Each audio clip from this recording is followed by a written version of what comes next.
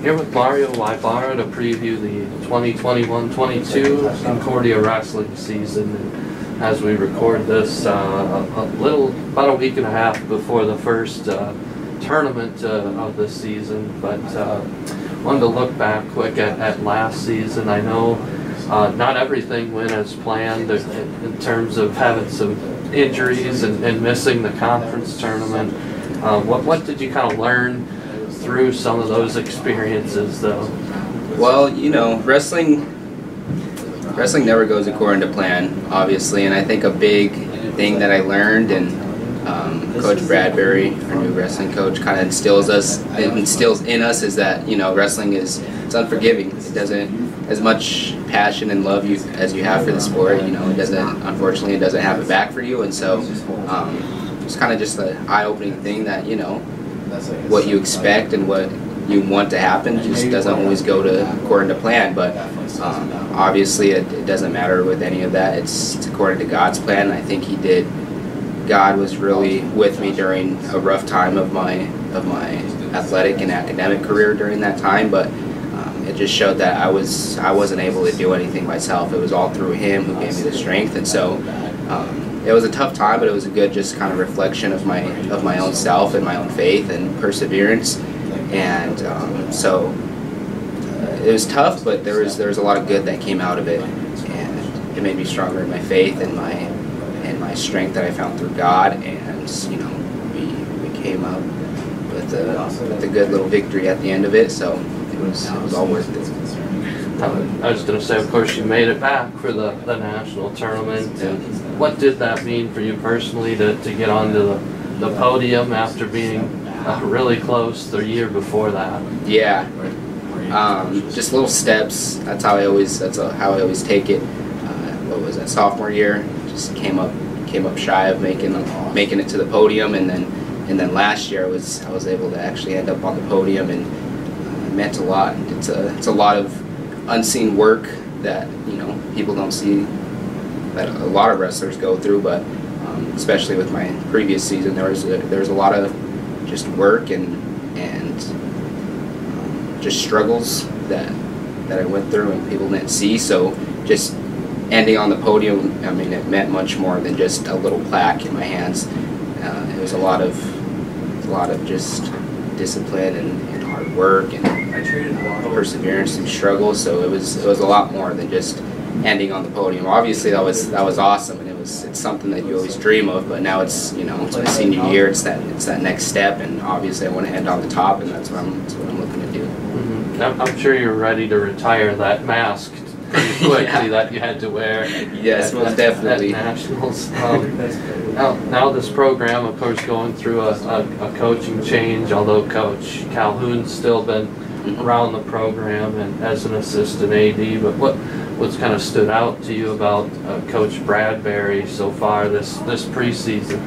I think the thing that stands out the most is, yeah, he's our new head coach, but honestly, it doesn't feel like he's new. He stepped into this program with good intentions and just good background and a different mindset, but a really crucial one, I feel, that really brings the team together. And honestly, it doesn't feel like he's a new head coach. He came into this program and kind of took it by its reins, and our team's buying into it, and we're all along with it, and we're kind of flowing very smoothly for him just being here a couple months. It feels like he's honestly been a part of the program for a while. Like, he's just instantly connected with us just like that. And I mean, relating back to Calhoun as well, it's obviously it's really nice that he didn't go elsewhere. He's still part of the coaching staff, and he's in there when he can be and help out when he can be. So it's awesome having just that familiar face as well. And, you know, it's kind of the best of both worlds. And so I'm really excited for how the season's going to look with that. Yeah, it was, as a team, a pretty young team last year. A lot of new faces were in the dual lineup on a regular basis. What can you say about where things are at right now compared to a year ago? Yeah, we did struggle a little bit last year just with having a new team, but, you know, programs got to go through stuff like that.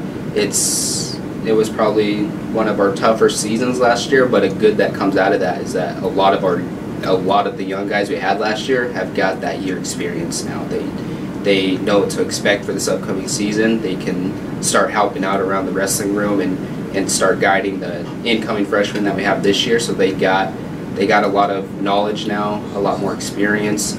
They're not that just young freshmen that came in last year. They're ready to go. They have a new mindset. They got a new outlook on the season. So it's good to have them in the room this year. And then just for our incoming freshmen, honestly, I'm excited to see what they do. They came in, they're ready to go. They've been working hard, and we're all helping each other in the areas that we need to. So I think we're looking very strong, and I'm excited to see what we do. Well, one of those freshmen that joined you at the national tournament last year, Jacob Tejas. I know you don't go against a heavyweight in practice, but what maybe impressed you about what he accomplished in his first year? He's a grinder. He puts his nose down and he gets right to work, and that's what you love to see. He didn't come in last year acting really like a freshman or wrestling like one. He was all ready to go, and he really didn't have any breaks. I think he led the nation in wins, I think. So he was consistently going, and I mean, he was on a hot streak, so why stop him? And that's tough to do as a freshman. You come in and you might be maybe a little timid, kind of nervous about how the year's going to play out, kind of worrying about things you shouldn't be worrying about. But he was all on board. He was ready to go, and it's really impressive to do as a freshman. He won conference and qualified as a freshman, so that's really exciting to do, and I'm really looking forward to what he does these next few years, because he is going to be a problem for the conference and for the national tournament. Mm-hmm. Well, speaking more about nationals, you certainly have an idea of what it takes to be at the top of the podium, having gone against some of those guys, some of the other best guys in the country. But what exactly does it take to win a national championship? Obviously, like I mentioned earlier, it's not everything goes according to plan, but it is nice and helpful to have a fresh body. I shouldn't even say fresh. You're never fresh come March, but just being just the best that you can be, just physically wise. So obviously we want to stay away from the injuries, try the best that we can to keep out of that mask. As much as that's hard to say, it's just you don't want to have those kind of difficulties to deal with, and that did pose kind of a little trouble having to wear that mask. So it's trying to stay clear away from that. That would be very helpful. And as far as just being there, man, I don't know. It's senior year, and it's kind of, I can count the matches I have left on my fingers. It's starting to wind down, and it's kind of just I know what to do. I know what I can do there. I feel very confident in the areas of wrestling that have been growing here throughout the years, and if I stick to my game plan, stay healthy, and just kind of trust in the process, by the time that it gets there, I truly don't feel like there's a reason I can't win it. You're a captain along with Isaiah Burks, T.J. Huber, Jacob Tejas, I believe. What makes that group kind of a special group and good leaders for this team? We're all strong and weak in some areas, and I think that's the best kind of leaders to have. So, I mean, there's some vocal leaders. TJ's obviously one of them, and he's good at it too. He'll get us all hyped up. He's always the one with the loud mouth, but in a good way. And he's the one that's driving us with loud vocals. Me, I'm more of a show by action. So everything I do, not just on the mat, but outside the mat, with school. Excuse me. So we kind of all lead by our own ways, and we're strong in certain areas such as that. But wherever we struggle in, we help pick each other up in those areas. And the team sees that. They see how we kind of work with each other and how we're weak in, or provide some knowledge that we're strong in, and and they see that and they adapt to it, and they kind of want to learn how to be able to do that with each other within the team. And it's just kind of good to see and be in the wrestling group with every day.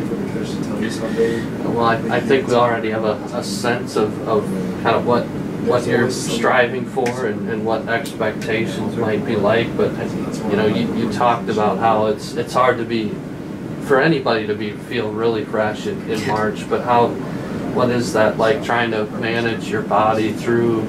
You know, you start in late October with tournaments, and like you said, it's a long season. How do you manage your body to try to be at your best come February and March? Yeah, no, for sure. It's tough. I think one of the things that will help is Coach Bradbury's way with how he wants the season to play out. So some of us might be sitting a few extra tournaments here and there. We might be taking a couple days of extra breaks here and there, and that's just because he truly wants us to be as fresh and prepped for when it comes to conference and nationals time. And I agree with that. I think kind of maintaining around 25-30 matches a year total is something that's, you're still getting the experience and still getting your part on the mat, but you're not overdoing it. And I think that's a big thing. I mean, it's wrestling. You're going through the weight cuts each week, but you're also physically going hard with another athlete, and that's really draining on the body. So just trying to find that right balance of not overdoing it, but still getting what you need to get done in the wrestling season. And then also, you know, just the common sense things, putting the right things in your body, making sure that you're staying good with the athletic training office. They're here for a reason, so you know you got to utilize that when you can. And Britt, she's been helping us out a lot with just making sure that we're staying ready, good to go. Any treatment that we need, we got to take full advantage of that and use it to our capabilities.